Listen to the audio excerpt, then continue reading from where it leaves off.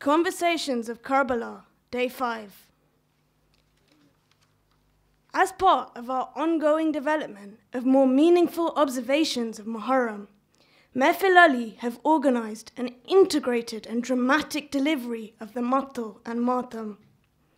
We hope that the delivery of the most poignant aspects of Imam Husayn's journey through a series of conversations will help our audience better relate to and encourage further creative expressions of this pivotal episode in our history. Great effort has been made to keep true to authentic sources such as Kitab al-Irshad, as well as tapping into different practices across the Shi'i world. A lot of time has been put into rehearsals to ensure the delivery lives up to the message portrayed. So we do hope it enhances your Muharram experience this year, and we are always open to suggestions and comments that help us on our collective journey towards fulfilling our duties towards Allah. Imam Husayn's army will be wearing green bands and Yazid's army red bands. The audio today will be recited by Voices of Passion and Abbas Bandali. The poem has been written by Tahar Adil and will be performed by Muhammad Waji.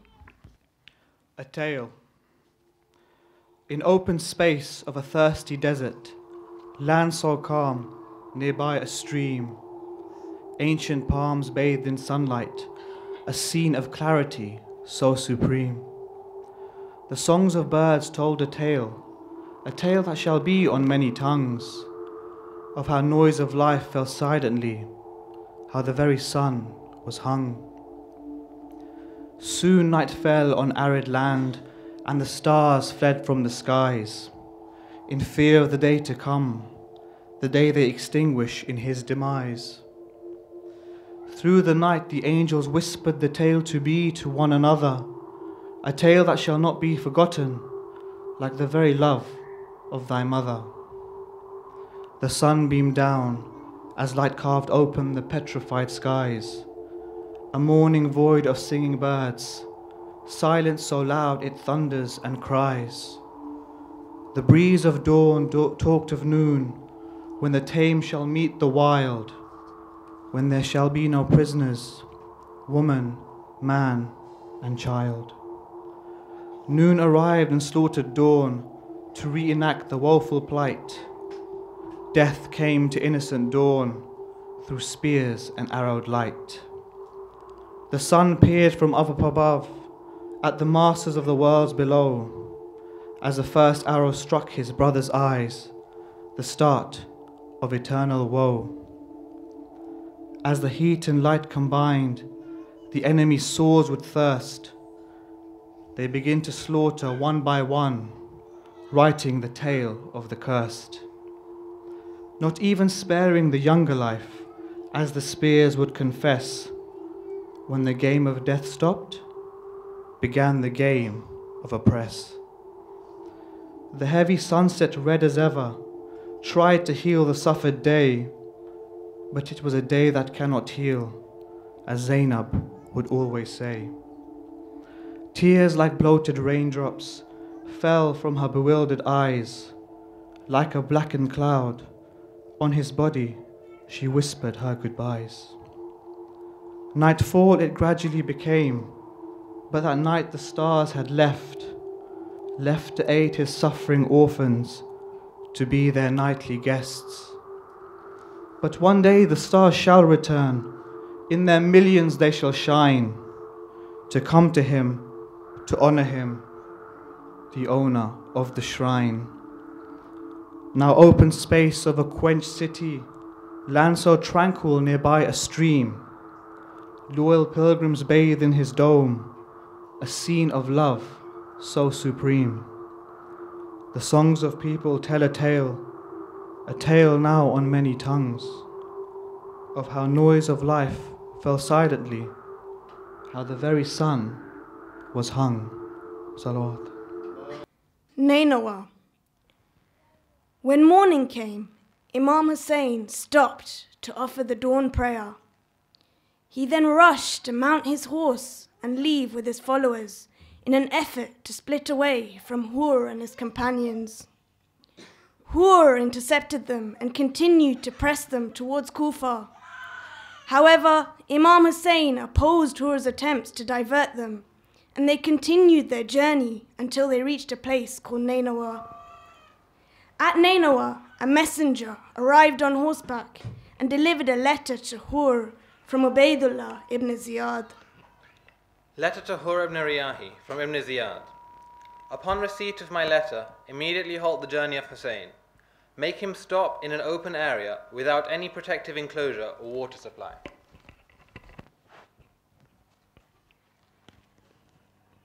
Husayn, this is a letter from the governor, Ubaydullah ibn Ziyad, ordering me to stop you in an open place.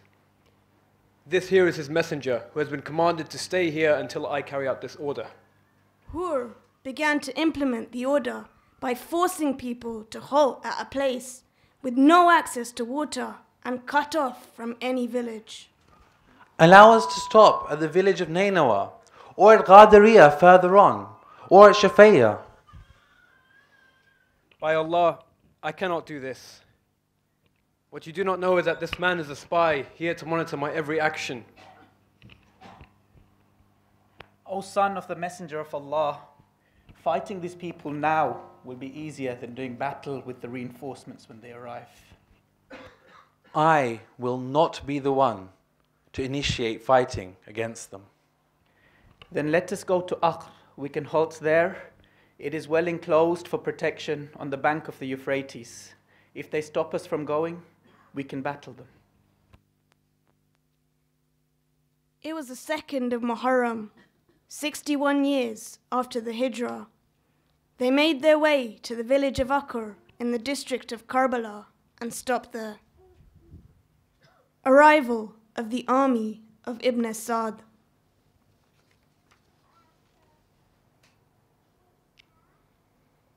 Imam Husayn was moving towards Kufa, so Ibn Ziyad gave instructions to the governor of Ray in Iran, Umar ibn Sa'd. Umar, head towards Husayn. Do what you have to do to stop him. Once you have completed your mission, head back to the governor of Ray. If you can relieve me from this mission, then do so. Very well. I'm a reasonable man. I will relieve you of your mission. Just hand back the governor of Ray. No, let's not be too hasty. If you can give me some time to arrange my affairs, maybe reflect on the matter some more. Umar ibn Sa'd was conflicted and sought advice from his close friends. Everyone advised him not to undertake this mission. His nephew, Hamza ibn Mughira, came to meet him. Oh, uncle, I implore you in the name of Allah not to move against Husayn, for surely there will be a sin in Allah's eyes, and further, it will violate our bond of kinship.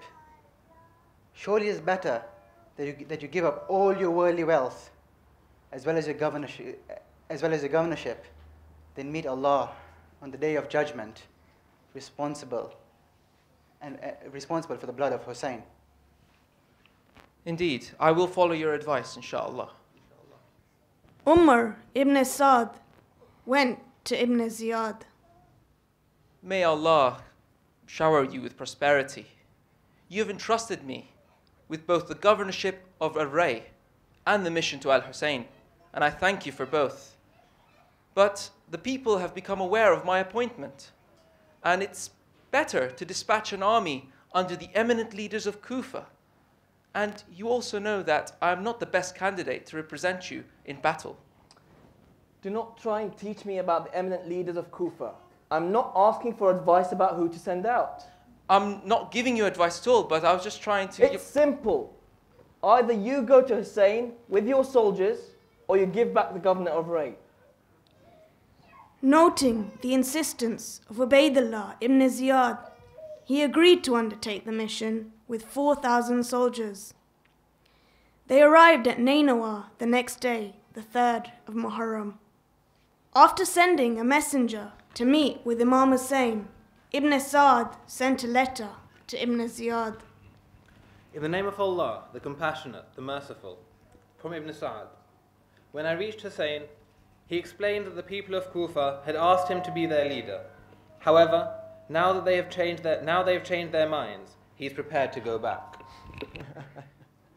Now that we have him in our claws, he seeks a way out. But now is not the time for escape.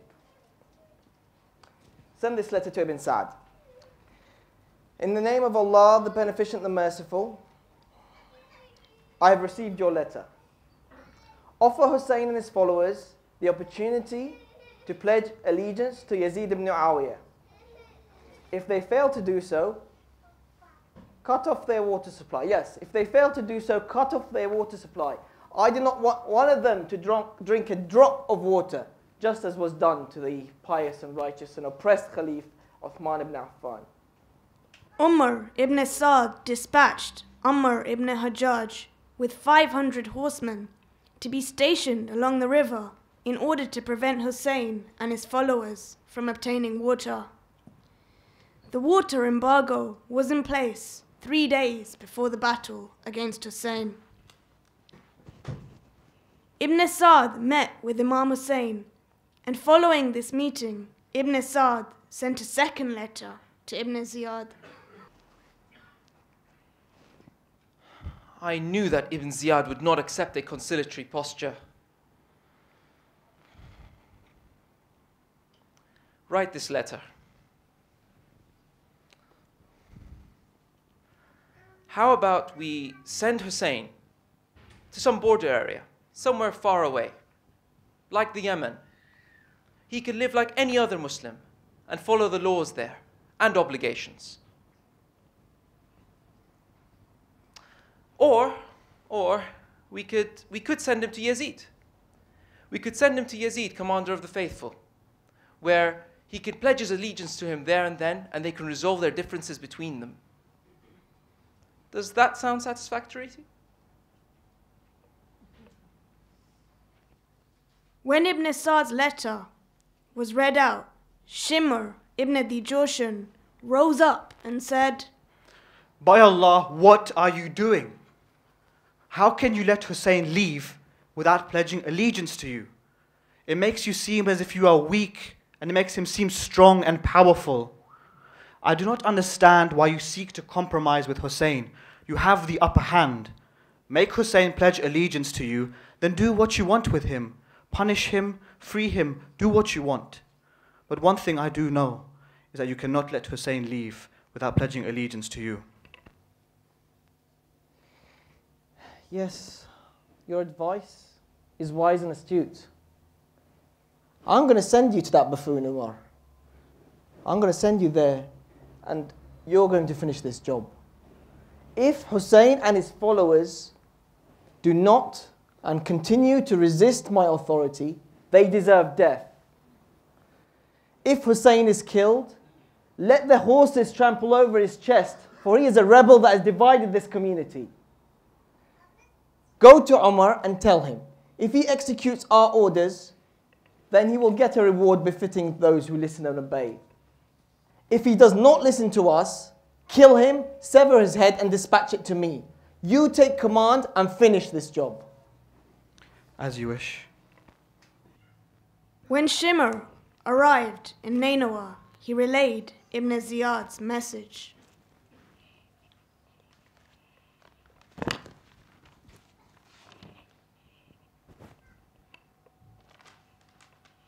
May Allah deprive you of His mercy.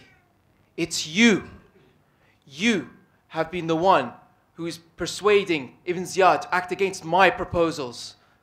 You have ruined a possibility of peaceful reconciliation.